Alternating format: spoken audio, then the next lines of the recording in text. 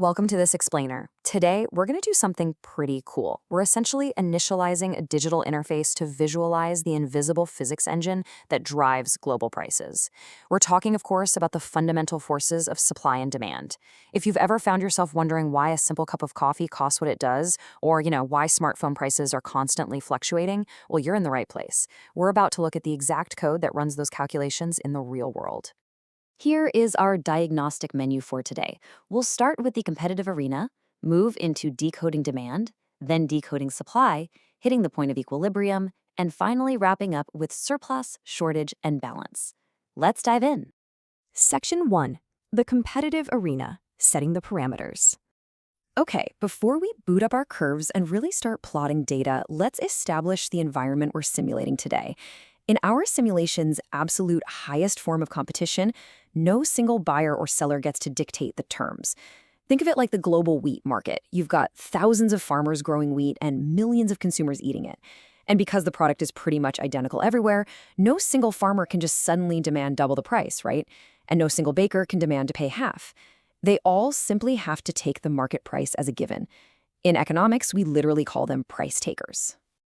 And this image right here brilliantly captures what that looks like in practice. It's a bustling, highly active marketplace with countless interactions happening all at once. Now, sure, we absolutely know monopolies and super complex markets exist out there in the real world. But assuming perfect competition, that's our baseline diagnostic. It lets us see how everyone perfectly reacts to conditions given by the broader market, completely free from the noise of corporate monopolies or heavy regulations. Section 2. Decoding the demand curve. The buyer's algorithm. All right, let's isolate our first operating force and look at the demand curve. This maps exactly how a good's price affects the quantity consumers actually want to buy. And the absolutely crucial point is right here, the law of demand. It states that, other things being equal, the quantity demanded of a good falls when the price of the good rises. This is essentially the fundamental gravity of our physics engine. And honestly, it just makes intuitive sense, right? As the price tag goes up, the data shows that the quantity demanded slopes right on downward. Let's actually look at some data to see this in action. So if we input raw data from a hypothetical consumer, let's call her Catherine, we get what's called a demand schedule. Just look at how her brain calculates value here. If ice cream is completely free, $0, she's all in, taking 12 cones. But if the price creeps up to $1.50, she scales back. She only wants 6. And if it hits $3, she's completely priced out and demands 0. When we plot these exact data points on a graph, with price on the vertical axis and quantity on the horizontal, her demand schedule translates perfectly into a downward sloping curve. A simple change in price just moves her up or down that exact same line. But wait, what happens when an outside variable changes? Imagine another consumer, Emma. Emma normally buys a certain amount of novels when she makes $30,000 a year. But suddenly, she gets a promotion and her income jumps to $50,000. Now, notice a really crucial detail here. Emma's income isn't actually listed on our graph's vertical or horizontal axis. When a variable that is not measured on the graph changes, like a big jump in income, a sudden shift in consumer tastes, or maybe the prices of related goods change, the entire demand curve physically shifts its position on our digital grid. An increase in income shifts Emma's demand curve completely to the right, meaning she's now buying more novels at every single price point. So keep this rule of thumb in mind. Price changes move you along the curve, but changes to outside variables shift the entire curve. Section 3. Decoding the supply curve. The seller's algorithm. Okay, let's switch our interface over to the producers. While buyers generally hate high prices, sellers absolutely love them. And this gives us the law of supply. When the price of a good rises, the quantity supplied of the good also rises. Because high prices equal higher profitability, sellers are highly motivated to work longer hours, buy more machines, hire more workers, and just produce more stuff. This creates an upward sloping line. Let's see how this builds visually by injecting data from an ice cream seller named Ben. Check out his schedule. At 50 cents a cone, it's just not worth his time or effort, so he supplies 0 cones.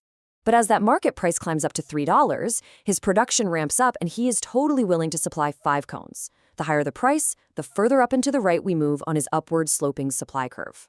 But just like with demand, this supply curve isn't just glued to the screen, it's a dynamic line.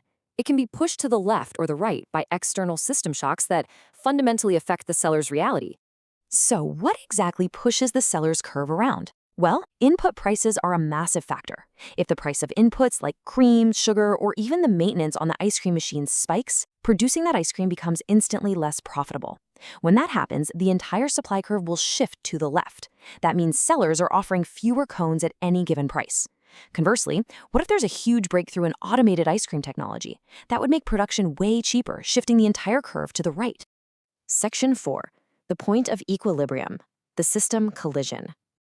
All right, we've isolated the variables and programmed the behaviors of both our buyers and sellers.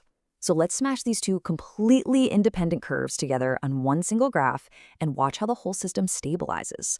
We essentially have two forces with totally opposite trajectories crossing paths right here in our digital arena. You've got buyers constantly seeking the lowest possible prices so they can maximize what they get, fighting directly against sellers who are seeking the highest possible prices to maximize their profits. And then magic happens. Right where those glowing, opposing lines intersect on our graph, the forces balance out perfectly. This right here is the market's equilibrium. By definition, it's the exact situation where the market price reaches the level at which the quantity supplied by sellers perfectly equals the quantity demanded by buyers. Everyone is satisfied. The buyers have bought all they want to buy, and the sellers have sold all they want to sell. So, in our combined ice cream simulation, the system finds perfect harmony, right at an equilibrium price of $2 and an equilibrium quantity of 7 cones, meaning at exactly $2, Ben wants to sell exactly as many cones as Catherine and her fellow buyers want to eat. It's a perfect match. Section 5. Surplus, shortage, and balance. The auto-correction. Now, we all know the real world is rarely just sitting perfectly still at equilibrium, right? So what happens when our simulation experiences a glitch and the price is temporarily off target? Well, let's say sellers get a bit greedy and price the cones at $2.50. That's above our equilibrium. At that high price, sellers are making tons of cones, but buyers are pulling back. So unbought goods just pile up in the freezers, creating what we call a surplus. Now, let's flip it. If the price is artificially low, let's say $1.50, buyers are going to absolutely swarm the stand. But sellers, they don't want to make enough cones at that tiny profit margin. So we experience a shortage where buyers literally cannot get what they want. But here is where you really see the incredible auto-correction built into free markets. Economists actually use a neat 3-step process to track this. First, they decide if an event shifts supply or demand. Second, they figure out the direction of the shift. And third, they use this exact diagram to locate the new equilibrium. Because look at what happens. If there's a surplus, sellers naturally start cutting their prices to clear out that melting inventory. And those lower prices steadily lure buyers back until, boom, we hit equilibrium. If there's a shortage, sellers quickly realize they can raise prices without losing all their desperate customers, and the price climbs right back up to equilibrium. Regardless of where the price starts, the collective, spontaneous reactions of buyers and sellers act as this automatic self-correction program. Prices act as vital signals, beautifully allocating resources and dragging the entire system right back to the point of balance. And honestly, that is the market engine in a nutshell. As you log off today, I want you to take a look at the things you buy, your groceries, your streaming services, your rent, and ask yourself, what invisible variables are shifting the curves of your daily life right now? Are input prices shifting your local coffee supply to the left? Are new tastes shifting your demand for a product to the right? The simulation is literally always running around us. You just have to know how to read the code. Thanks for joining this explainer, and definitely stay curious.